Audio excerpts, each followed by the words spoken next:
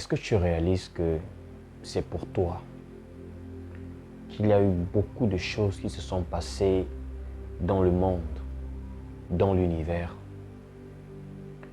Est-ce que tu sais que, bien que plusieurs personnes peut-être ne te regardent pas, ne te considèrent pas à ta juste valeur, mais tu as été l'enjeu de beaucoup de choses dans ce monde?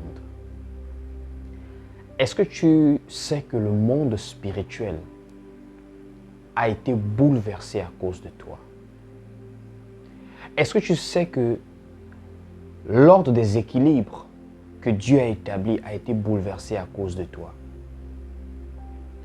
Tu es le chef-d'œuvre de Dieu.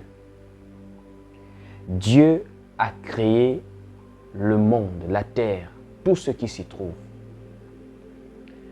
Il a créé les animaux, il a créé les arbres, il a créé toutes choses en tout cas. Mais toi, lorsqu'il s'agissait de te créer, Dieu s'est regardé lui-même. Et il t'a créé à son image et selon sa ressemblance. C'est déjà pour te montrer à quel point, même pour que tu sois créé, il a fallu que Dieu puisse chercher ce qu'il y avait de plus beau, si ce n'est lui-même. Tu sais que pour toi, il y a eu quelque chose de particulier qui s'est passé avec Dieu lui-même, pas avec un homme. Je suis sûr que tu as connu beaucoup d'hommes dans ta vie, des hommes, des êtres humains en tout cas. Tu as eu des connaissances, des amis, la famille, des relations. Mais je voudrais te dire que pour plaider ta cause, pour la chose qui était la plus essentielle et déterminante pour toi, un homme ne s'est pas levé. Un ange ne s'est pas levé. Mais Dieu lui-même s'est levé. Je vais d'abord t'expliquer en quelques mots, puisque Dieu, on ne peut pas l'expliquer en quelques mots, ni même on ne peut pas l'expliquer si ce n'est que par sa parole. Dieu, il est tellement infini. La chose que nous connaissons de Dieu, c'est ce que Dieu lui-même nous révèle par le moyen de sa parole. Alors, je vais te donner quelques points sur Dieu. Dieu, à la base, il est éternel. D'éternité en éternité. Il n'a ni commencement, il n'a ni fin. Ça veut dire qu'il n'a pas apparu un bon matin et il ne va pas disparaître un bon jour. Dieu, il est éternel, il est sans fin. Voici même pourquoi il est dans l'éternité, c'est-à-dire il est en dehors du temps. Et c'est le livre, par exemple, de Psaume 90, au verset 2, qui va nous confirmer cela, que d'éternité en éternité, Dieu est Dieu. Avant même que les montagnes fussent créées, il était déjà. Je voudrais que nous partions lire le livre de Psaume 90 au verset 2. Nous sommes dans le livre de Psaume 90 au verset 2. Il est écrit ici, « Avant que les montagnes fussent nées et que tu eusses créé la terre et le monde, d'éternité en éternité, tu es Dieu. » Donc Dieu est déjà une entité, quelque chose qu'on ne peut imaginer la dimension. Parce qu'il est même en dehors de notre entendement en tant qu'humain. Il est en dehors de l'espace-temps que nous comprenons là. Il est éternel. Dieu encore, il est le propriétaire de toute la création. Il n'y a pas quelque chose dans ce monde qu'un humain peut revendiquer devant Dieu. Dieu a tout créé. Voici même pourquoi, dans la science, on peut le dire, que rien ne se crée normalement sur la terre, mais tout se transforme. Tu vas voir ce que je porte comme habit ici, c'est la transformation d'une matière. Ce que j'ai comme montre ici, c'est la transformation de la matière. Mais cette matière-là, tout appartient à Dieu. Et il va par exemple dire à Job que de qui suis-je le débiteur sur la terre? Je le payerai, car sur la terre, tout m'appartient. Je voudrais que nous puissions aller lire ça ensemble. Le livre de Job, chapitre 41 au verset 2. Job, chapitre 41 au verset 2, il est écrit ici: « De qui suis-je le débiteur? Je le payerai.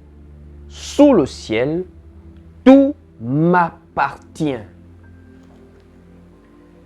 Tu vois un peu la dimension dans laquelle se trouve Dieu. Dieu est le maître de toutes choses. Il est le propriétaire de toutes choses. Voici pourquoi il a ce droit de souveraineté sur la création. C'est un peu ce que l'apôtre Paul pouvait dire dans le livre de Romains lorsqu'il parlait du potier et de l'argile. Nous sommes la propriété de Dieu. Nous sommes la création de Dieu. Toutes choses. Le livre de Jean, chapitre 1er, le dit, avec même Colossiens qui va confirmer cela, que tout a été créé par Dieu. Je voudrais que nous passions lire le livre de Jean, rapidement. Jean, chapitre 1er. Nous allons voir comment la parole est devenue chair et tout a été créé par la parole. On dit ici dans le livre de Jean, chapitre 1er, « Au commencement était la parole ». Jean, chapitre 1er, au verset 1er. « Au commencement était la parole, et la parole était avec Dieu, et la parole était Dieu. Elle était au commencement avec Dieu. Toutes choses ont été faites par elle, et rien de ce qui a été fait n'a été fait sans elle. La parole qui était Dieu et qui était avec Dieu au commencement a créé toutes choses. » Et l'apôtre Paul va également le dire dans le livre de Colossiens. Allons-y lire. Nous sommes dans Colossiens, ici. Colossiens, voilà, chapitre 1er au verset 16. Il est écrit ici: « Car en lui ont été créées toutes les choses qui sont dans les cieux et sur la terre, les visibles et les invisibles, trône, dignité, domination, autorité, tout a été créé par lui et pour lui. » Dieu. Et c'est ce Dieu-là qui est révéré dans les cieux, qui est glorifié partout dans l'univers, dans le monde visible et invisible. Laisse-moi t'amener également dans le livre de Psaume. Nous allons lire Psaume. Psaume, chapitre 33. Je voudrais que nous lisions Psaume ensemble. Nous sommes dans le livre de Psaume, chapitre 33, à partir du verset 6. Écoute, je te présente en quelques points Dieu. Psaume 33 au verset 6, il est écrit ici: « Les cieux ont été faits par la parole de l'Éternel, et toute leur armée par le souffle de sa bouche. Il amoncelle en un tas les eaux de la mer, il met dans les réservoirs les abîmes. Que toute la terre craigne l'Éternel, que tous les habitants du monde tremblent devant lui. Car il dit et la chose arrive, il ordonne et elle existe. Il renverse les desseins des nations, il anéantit les projets des peuples. Les desseins de l'Éternel subsistent à toujours, et les projets de son cœur de génération en génération. Heureuse la nation dont l'Éternel est le Dieu, heureux le peuple qu'il choisit pour son héritage. L'Éternel regarde du haut des cieux, il voit tous les fils de l'homme. » Regarde la dimension de Dieu. C'est ce Dieu-là qui va faire quelque chose pour toi. Tu vois comment j'ai défini Dieu. Il est éternel, il est tout-puissant. Le livre de Psaume nous dit qu'il est tout-puissant. Et je voudrais au moins que tu puisses aller lire cela. Psaume 91, verset 1er, il est écrit ici: « Celui qui demeure sous l'abri du Très-Haut repose à l'ombre du Tout-Puissant. » Donc Dieu est tout-puissant, il est éternel, il est le propriétaire de toute la création. Il est glorifié et adoré, loué dans le monde. C'est ce Dieu-là qui va faire quelque chose pour toi. Est-ce que tu sais que le salaire du péché, c'est la mort? Ça veut dire, la conséquence de la désobéissance, c'est la mort. Lorsque Dieu a donné l'ordre à Adam, dans le livre de Genèse chapitre 2 verset 16, de manger de tous les arbres du jardin, mais quant à l'arbre de la connaissance du bien et du mal, il ne devait pas manger de cet arbre, car le jour où il en mangerait, il mourrait. Donc, Adam, lorsqu'il allait manger, la conséquence allait être la mort. Et la mort, c'est la séparation d'avec Dieu. Et qu'est-ce que Adam a fait? Adam a mangé de cet arbre.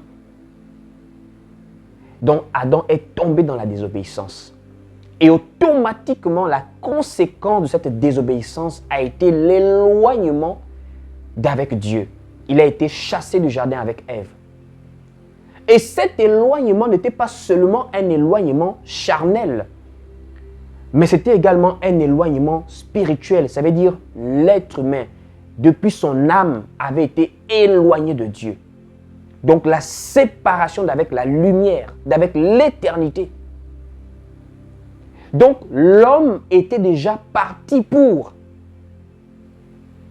les ténèbres éternelles. Qu'est-ce qui s'est passé, frère? L'apôtre Jean nous relate une scène qui se passe au ciel, qui avait amené Jean à pleurer. L'apôtre Jean assiste à une réunion déterminante qui se passe dans le ciel. On est en train de voir comment l'homme part vers la perdition. Et il y a une question qui est posée. Qui est digne de prendre le livre, d'ouvrir ce livre et de rompre les sceaux? Parce que c'était là, par là, la rédemption de l'homme. Qui est digne de sauver cet homme qui va déjà dans les ténèbres, qui va déjà dans la perdition? Les êtres célestes qui étaient là regardaient comment l'homme partait à la perdition et ne pouvaient pas, n'étaient pas dignes de le sauver. Jean est plongé dans un désespoir et Jean se met à pleurer. Jean pleure pour l'homme, pour la race humaine. Jean pleure pour lui. Jean pleure pour moi. Jean pleure pour toi. Jean pleure, c'est-à-dire ce sont des pleurs de la résignation. Ce sont des pleurs du désespoir. Et dans ce désespoir, quelque chose va se passer. Un des vieillards va interpeller Jean pour lui dire, regarde, le lion de la tribu de Juda a vaincu pour ouvrir le livre et rompre les sceaux. Donc il a été trouvé digne de prendre le livre et de rompre les sceaux. C'est pour cela nous voyons que Dieu lui-même va maintenant se diluer dans un corps humain, devenir semblable à la créature. Pourquoi? Pour toi, frère. Parce que la motivation de Dieu, c'était l'amour. Le livre de Jean nous le dit. Car Dieu a tant aimé le monde. C'est l'amour de Dieu pour toi. Toi que les hommes parfois peuvent mépriser. Toi qui peux parfois passer par des déceptions et qui crée même en toi des complexes. Tu te sens dans la dépression parce que les gens ne t'apprécient pas. Laisse-moi te dire, celui même qui t'a créé a eu tellement d'amour pour toi au point où il s'est dilué.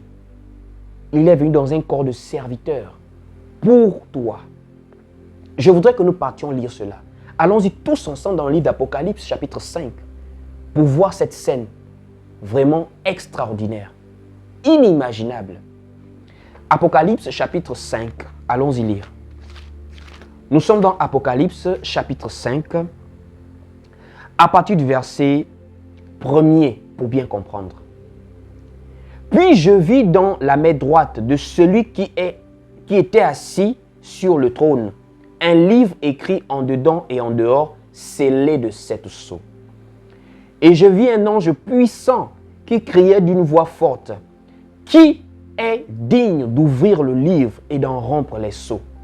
Et personne dans le ciel, ni sur la terre, ni sous la terre, ne put ouvrir le livre ni le regarder. Et je pleurais beaucoup de ce que personne ne fut trouvé digne d'ouvrir le livre ni de le regarder. Et l'un des vieillards me dit, ne pleure point. Voici le lion de la tribu de Juda, le rejeton de David, a vaincu pour ouvrir le livre et ses 7 sceaux. Et je vis au milieu du trône des 4 êtres vivants et au milieu des vieillards un agneau qui était là comme immolé. Il avait 7 cornes et 7 yeux qui sont les 7 esprits de Dieu envoyés par toute la terre. Il vint et il prit le livre de sa main droite, de la main droite de celui qui était assis sur le trône. Quand il lui prit le livre, les 4 êtres vivants et les 24 vieillards se prosternèrent devant l'agneau, tenant chacun une harpe et des coupes d'or remplies de parfums, qui sont les prières des saints. Il chantait un cantique nouveau en disant, tu es digne de prendre le livre et d'en ouvrir les sceaux, car tu as été immolé et tu as racheté pour Dieu par ton sang des hommes de toute tribu, de toute langue, de tout peuple et de toute nation. Nous savons que l'agneau immolé, c'est Jésus-Christ, qui a été prophétisé depuis Ésaïe, et que l'eunuque éthiopien lisait qu'il a été mené à la boucherie comme un agneau muet devant celui qui le tond. Et Philippe avait dit, ça c'est Jésus-Christ. Il lui avait annoncé la bonne nouvelle de Jésus. Donc, Jésus, qui est la parole faite chair, la parole qui était Dieu, vient maintenant, lui-même, parole, Dieu, se faire chair pour être dans la symbolique de l'agneau qui est sacrifié pour notre rédemption, va faire tout cela pour toi. C'est ce que l'apôtre Paul va relater maintenant. Et tu vas comprendre comment l'apôtre Paul l'explique également de manière très claire.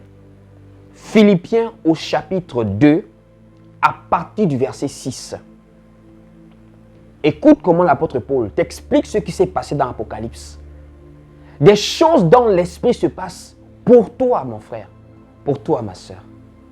Philippiens chapitre 2, à partir du verset 6. Écoute.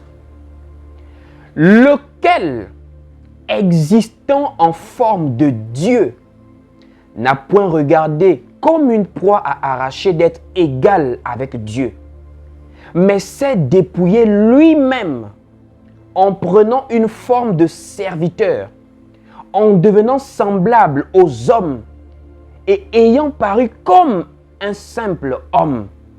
Il s'est humilié lui-même, se rendant obéissant jusqu'à la mort, même jusqu'à la mort de la croix.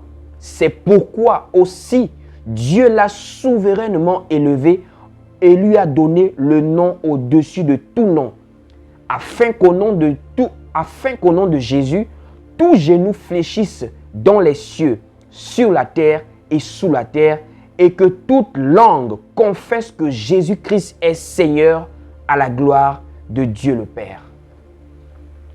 Tout ceci pour toi, frère, pour toi, sœur. Je voudrais t'amener à réaliser à quel point tu as de la valeur aux yeux de Dieu. Comment Dieu a pu faire cela si toi, tu n'avais pas de la valeur pour lui? Les hommes peuvent ne pas voir des choses que Dieu lui voit en toi. Les pensées des hommes ne sont pas celles de Dieu. Lorsque tu vois ton âge, lorsque tu vois ton apparence physique, lorsque tu vois ta condition sociale, lorsque tu vois la vie que tu as menée, lorsque tu vois le parcours de ta vie, peut-être que devant les hommes, tu n'as pas de valeur. Mais laisse-moi te dire, Adam n'était pas dans une bonne position lorsque Dieu a décidé de sauver la race humaine. Puisque Adam avait désobéi. Il avait perdu la prééminence dans le jardin. Il a été chassé. Il s'est appauvri. Ça veut dire même lorsque toi-même tu n'as plus d'estime pour toi-même, cherche à connaître quel est le regard que Dieu a pour toi. Quel est le regard que Dieu a sur toi. Quelle est la considération que Dieu a pour toi. Dieu t'aime d'un amour que tu ne peux même pas imaginer. Il t'aime même plus que toi-même. Puisque là où toi-même tu n'arrives plus à croire en toi, Dieu, lui, il a réussi à se faire homme pour mourir à la croix et être ressuscité afin que tu puisses être avec lui dans sa résurrection pour l'éternité. Voici pourquoi aujourd'hui je voudrais par cet enseignement t'amener à relever la tête par rapport à tout ce que tu vis. Avec Dieu, il n'y a pas de hasard. Il est le maître des temps et des circonstances. Dieu ne se réveille pas et étant surpris de la situation que tu traverses. Mais aujourd'hui, tu peux décider de repartir maintenant vers le potier. Tu sais, le livre de 3 Jean au verset 2 nous dit « Je souhaite que tu prospères à tous égards et que tu sois en bonne santé comme prospère l'état de ton âme. » Repars maintenant vers celui qui peut te réparer. Si tu as été brisé, repars maintenant vers celui qui peut réécrire une nouvelle histoire de ta vie si tu penses que tu as raté ta vie. Repars maintenant vers celui qui peut t'aimer au-delà de l'amour que les hommes t'ont montré si tu ne te sens pas aimé. Car Dieu est celui qui peut réécrire une nouvelle histoire dans ta vie, un nouveau chapitre. Dieu t'a aimé. Il a fait tellement pour toi et il continue à faire tellement pour toi aujourd'hui. Tu ne le vois pas parce qu'il est esprit, mais qui te protège chaque jour. Tu peux sortir, tu peux te déplacer, tu peux manger, tu peux vivre, mais il y a des gens qui meurent dans des transports que toi tu prends. Il y a des gens qui sont agressés jusqu'à la mort dans les rues que toi tu empruntes pour marcher. Dieu t'aime et il a beaucoup fait pour toi. Tu as de la valeur à ses yeux. La seule chose aujourd'hui que tu peux recevoir comme message, c'est de ne pas refuser la main tendue qu'il t'adresse par sa parole. Dieu veut que tous les hommes soient sauvés et parviennent à la connaissance de la vérité. Et aujourd'hui, la manifestation de l'amour de Dieu pour toi, c'est simplement l'appel à la repentance et à accepter sa parole. Accepter le salut qui te tend afin que tu puisses vivre éternellement par sa grâce, par son amour pour toi. Que Dieu véritablement te bénisse et qu'il bénisse tous les aspects de ta vie par cet enseignement. Alors nous sommes arrivés au terme de ces moments de partage avec toi. Si tu as été richement béni, je voudrais maintenant que tu puisses prendre le temps, même si c'est seulement 1 à 2 minutes, face à ce téléphone que tu as, face à cette vidéo que tu regardes, pour prier. Prie au-dedans de toi, dis quelque chose à Dieu. Je vais te laisser 2 minutes là, avec une musique qui te permettra d'être disposé à simplement prier. Mais avant de nous séparer, je voudrais t'amener à t'abonner sur la chaîne si ce n'est pas encore le cas, mais également à partager cet enseignement pour que cet enseignement puisse bénir plusieurs personnes. Si tu as besoin de discuter avec nous, écris-nous également sur WhatsApp. Nous sommes disponibles au plus 241 74 31 70 87. Mais nous sommes également ici avec le fonctionnement de cette chaîne. Si tu voudrais que ce genre de vidéo soit régulier, tu peux également nous faire un don par ton apport, par ton soutien, afin de nous permettre de continuer à poster ce genre de contenu. Que Dieu te bénisse. Et on se revoit très prochainement sur cette chaîne. Maintenant, place à la prière.